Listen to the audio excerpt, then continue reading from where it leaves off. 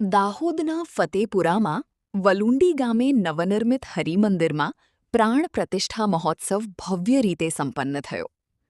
વલુંડી ગામના નાની શેરો ફળિયામાં આવેલ હરિમંદિરમાં શ્રી નિષ્કલંક ભગવાનની મૂર્તિની પ્રાણ પ્રતિષ્ઠા સાથે પંચકુંડી મહાયજ્ઞનું આયોજન કરવામાં આવ્યું હતું. 2 દિવસ સુધી ચાલેલા આ મહોત્સવમાં મોટી સંખ્યામાં ભાવિક ભક્તો ઉમટી પડ્યા હતા અને સમગ્ર વિસ્તાર ભક્તિમય માહોલથી ગૂંજી ઉઠ્યો હતો.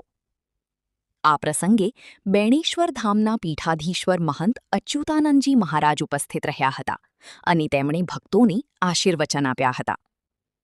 મહોત્સવનું આયોજન ગવજી બરજોડ પરિવાર અને રમેશભાઈ કાળુ પારગીના યજમાનપદે કરવામાં આવ્યું હતું.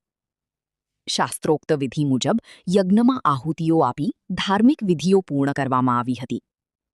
કાર્યક્રમ દરમિયાન ભજન, કીર્તન અને પ્રસાદીનું પણ આયોજન કરવામાં આવ્યું હતું.